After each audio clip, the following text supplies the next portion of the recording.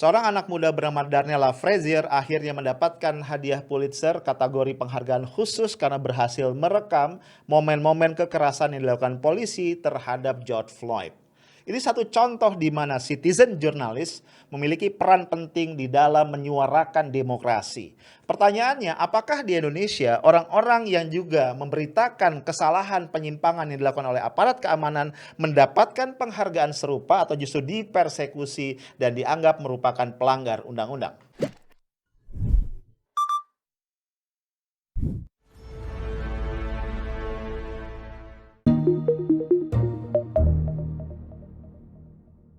Hai guys, ketemu lagi kita. Hari ini Selasa 15 Juni 2021, tepat pertengahan bulan ya. Dan kita nongkrong lagi di Afternoon Tea.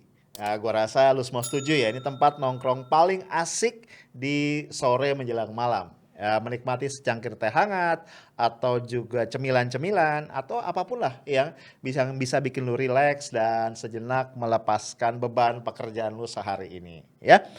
Lah, bro, mungkin lu ingat beberapa waktu yang lalu Amerika Serikat diguncang oleh kasus tewasnya seorang kulit hitam yaitu George Floyd. Ya, geger tuh satu negara ya. Dan baru-baru ini kita dengar kelanjutan dari kasus tadi, ya seorang remaja yang ketika kejadian itu berlangsung berusia 17 tahun namanya Darnella Frazier baru saja mendapatkan penghargaan khusus ya dalam ajang hadiah Pulitzer.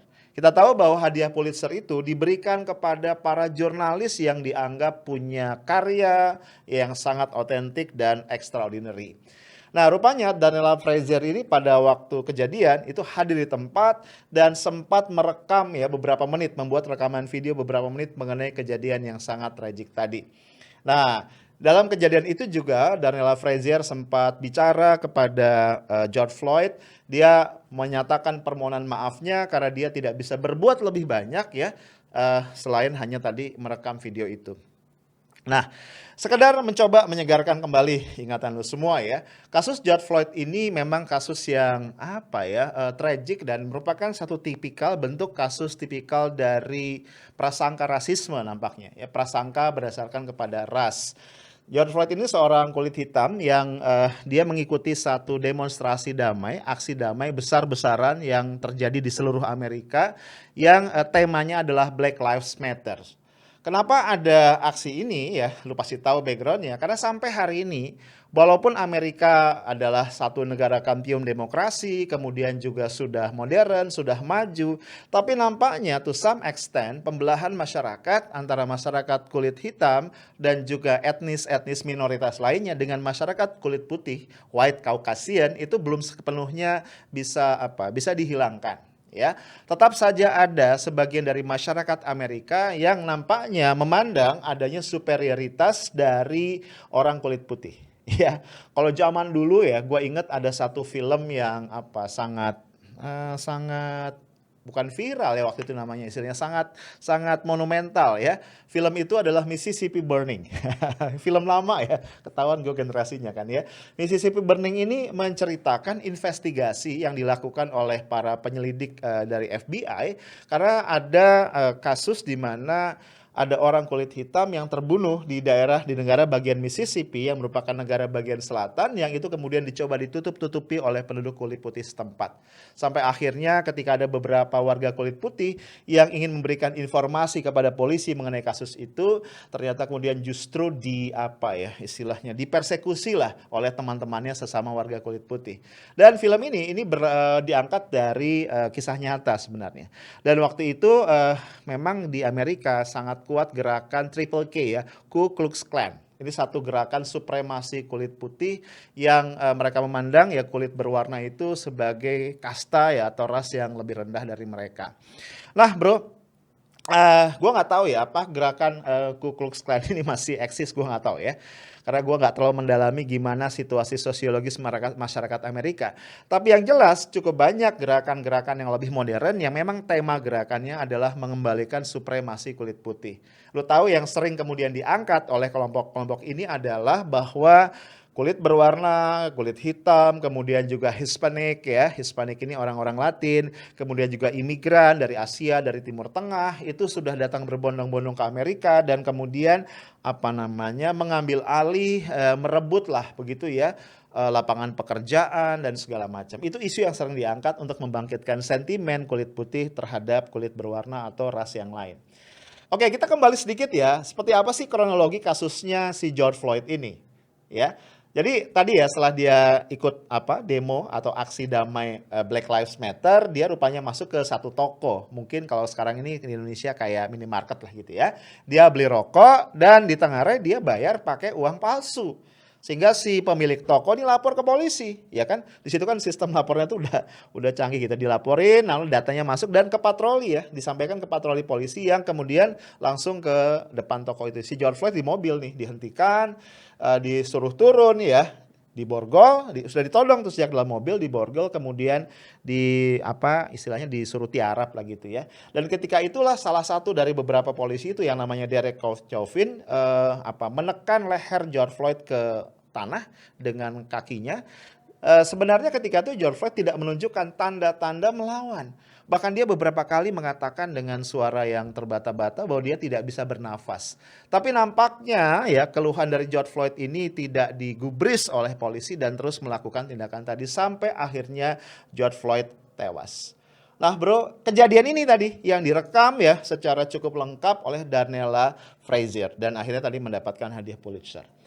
Bro, gue ingin katakan bahwa sebenarnya apa yang dialami oleh George Floyd ini adalah tipologi yang sangat lazim dari kekerasan berlebihan ya, penggunaan excessive power oleh aparat terhadap warga sipil.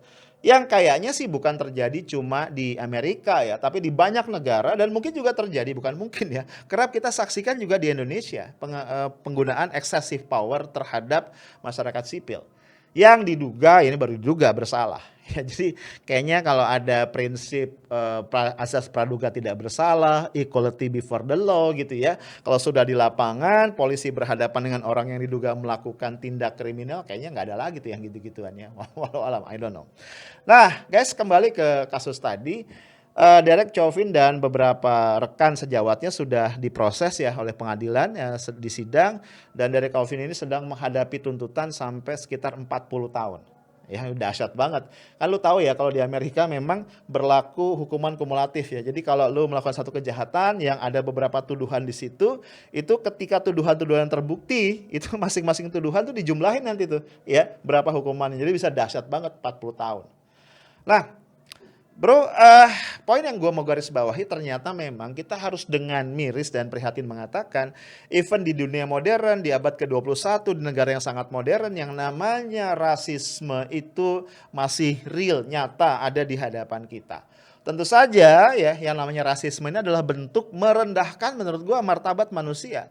Karena kalau sampai masih ada satu bangsa ya, satu negara begitu yang membeda-bedakan perlakuan dan penghargaan pada manusia berbasis pada rasnya, menurut gue itu cermin dari peradaban yang masih sangat rendah. Nah, tapi again ya, satu yang harus kita hargai dari negara demokrasi yang relatif lebih matang, yang lebih maju seperti Amerika adalah, oke, ada pelanggaran-pelanggaran serius terhadap hukum, tapi bagaimanapun kemudian hukum berhasil ditegakkan dengan sangat baik ya bro. Tadi ya, Derek Chauvin dihukum sangat berat misalnya, dan seorang remaja tadi yang bisa jadi whistleblower lah ya, yang membuat ini viral dan membangun kesadaran publik, itu mendapatkan hadiah Pulitzer. Nah, gue nggak tahu ya, apakah orang-orang yang tertindas tadi oleh kekerasan aparat di negara kita juga bisa seberuntung itu ya. Beruntung tanda kutip ya, artinya bahwa mereka mendapatkan kekerasan tapi kemudian juga punya kesempatan untuk bersuara. Ya, mendapatkan perlakuan tidak baik dari aparat, kemudian bisa menyampaikan itu ke publik untuk mendapatkan dukungan. Gue nggak tahu. Karena gue baru baca satu berita yang bikin gue miris ya. Jadi ada seorang supir nih di Palembang di Sumatera Selatan yang dia jadi korban pungli oleh petugas kepolisian ya. Jadi dia sebenarnya udah bayar nih ya untuk lewat di satu jembatan atau jalan gitu ya. Gue lupa kisahnya detailnya. Tapi kemudian polisinya balik lagi ke mobilnya, dia bilang masa cuma segitu gitu. Ini supir truk ya. Kemudian divideokan sama dia dan kemudian diviralkan, disebarkan lah di media sosial dan akhirnya jadi viral.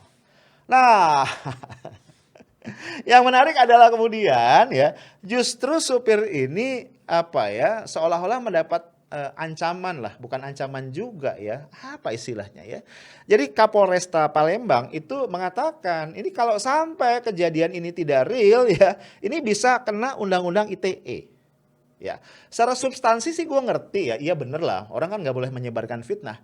Tapi poin gue adalah, kenapa ya ketika berhadapan dengan aparat negara, dengan aparat penegak hukum, masyarakat sipil itu selalu berada di posisi yang lebih rendah dan tidak berdaya gitu. Ya, tadi selalu ancamannya adalah undang-undang ITE atau pasal apa dan seterusnya. Jadi gue ingin bandingin tadi ya, di luar negeri orang yang bisa tadi mengungkap ya kesalahan aparat segala macam itu justru dapat apresiasi, tapi di sini justru mendapatkan ancaman. Nah, dalam kondisi seperti ini ya patut kita bertanya di mana sih sebenarnya keterbukaan informasi, di mana sebenarnya kebebasan dari masyarakat sipil untuk menyebarkan dan memperoleh informasi. Nah, menurut gua harusnya ya aparat keamanan, institusi-institusi penegak hukum itu berterima kasih ketika ada masyarakat yang masih peduli ya pada kesalahan-kesalahan, penyimpangan-penyimpangan dilakukan oleh aparat dan kemudian memberitakan atau menginformasikannya. Dan menurut gua nggak bisa juga terlalu naif atau formalistik ya. Karena Kapolresta bilang, seandainya ada masyarakat yang tidak puas dengan perilaku aparat kan bisa melaporkan kepada pihak kepolisian. Ini asli bikin gua geli. Maksud gua gini loh ya, apakah dijamin ketika dilaporkan kepada institusi kepolisian kemudian akan diproses dengan baik? Ya, ya gimana lagi ya, kita kan nggak bisa juga tutup mata ya. Ada semacam apa, semacam jokes ya yang agak ironi di masyarakat. Kalau misalnya kita kehilangan sendal atau kita kehilangan sepatu, kita lapor polisi, kita bisa kehilangan motor, katanya begitu. Ya, prosesnya jadi lebih panjang gitu. Gua kasih contoh deh sederhana ya. Ini kejadian real ya, gua nggak ngadi-ngadi. Ini di kantor gua. Di kantor gua beberapa waktu yang lalu terjadi fraud. Ya, terjadi fraud. Jadi ada seorang staff gua, ini staff senior, dia senior account officer gua, orang marketing, orang sales and marketing berarti kan. Nah, dia ini beberapa bulan yang lalu kita berhentikan ya, karena kita pandang performanya turun dan kemudian juga tidak achieve beberapa target, padahal dia masih berada di masa probation.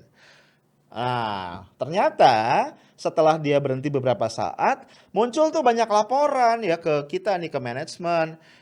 Dia pinjam uang ke beberapa teman ya, sesama pegawai di kantor gua yang ternyata dia tidak kembalikan gitu ya. Yang lebih parah lagi rupanya, sejumlah uang kantor itu digelapkan dan baru ketahuan belakangan. Ya, jumlah kerugian total antara uang-uang pribadi ya teman-teman kantor dan kami nih kantor ya sekitar ya mungkin 50 jutaan, 30 sampai 50 juta ya. Gua lupa angka pastinya, pokoknya cukup gede aja. Nah, terus kita berdebat nih di kantor. Karena alamatnya nggak jelas ya, udah nggak di alamat lama, nomor kontaknya udah nggak ada, ya kan kita coba kontak keluarganya juga nggak bisa nyambung. Kita debat di kantor nih, ini kita mau laporin ke polisi apa enggak? Ya, gue sih karena terbiasa berpikir lurus-lurus aja, gue bilang ya udah kita lapor nih, kita proses gitu.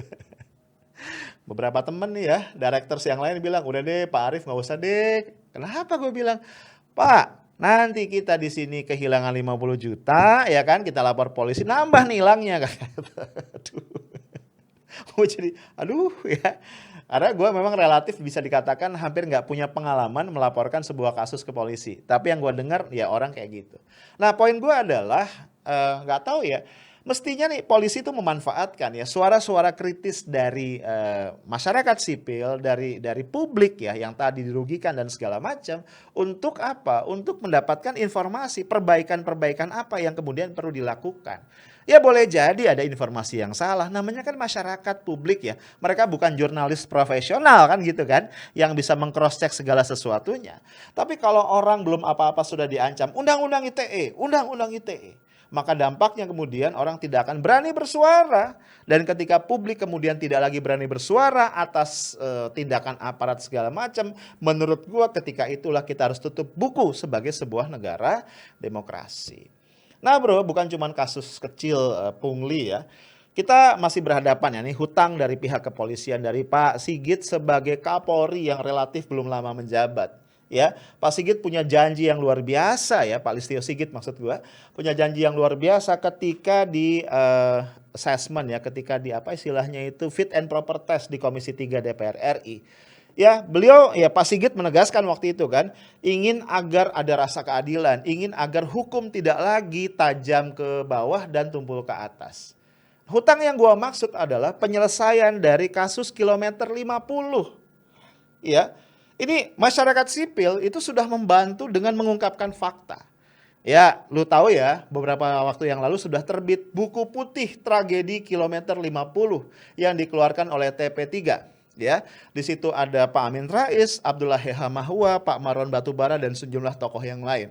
Ada banyak fakta menarik yang sampai hari ini menggantung dan tidak pernah diproses dengan serius oleh institusi kepolisian.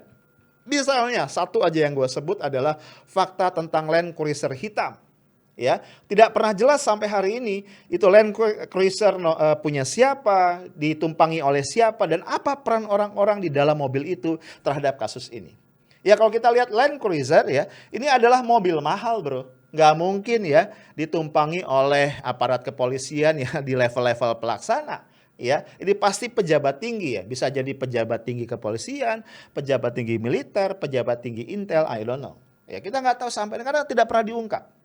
Ya, dan mobil ini ya warawiri di sekitar lokasi sehingga nampaknya semacam memberikan komando atas gerakan ya dari para aparat yang berimbas atau berujung pada tewasnya 6 laskar FPI tersebut. Nah bro, maksud gue begini, ketika masyarakat sipil sudah membantu mengungkapkan fakta-fakta, membuka adanya ya peluang ya, kemungkinan possibility dari penyimpangan, harusnya kemudian ya institusi kepolisian menyambut itu dengan tangan terbuka dan kemudian menindaklanjuti. Karena menurut gua yang perlu dijaga marwahnya, yang perlu diselamatkan bukan orang per orang ya, bukan oknum-oknum pejabat yang ada di kepolisian. Yang perlu dijaga marwahnya, kehormatannya, dignity-nya adalah institusi kepolisian Republik Indonesia yang sangat kita cintai dan kita banggakan. Ketika ada oknum-oknum yang bersalah hanya karena dia jabatannya tinggi kemudian dilindungi, tentu itu akan merusak kewibawaan polisi di hadapan masyarakat. Itu aja dari gua, ya siapa tahu ya. Kemudian para citizen jurnalis yang meliput ya kejadian-kejadian seperti itu di Indonesia suatu hari juga akan mendapatkan hadiah Pulitzer. Stay tough, smart and professional. Assalamualaikum warahmatullahi wabarakatuh.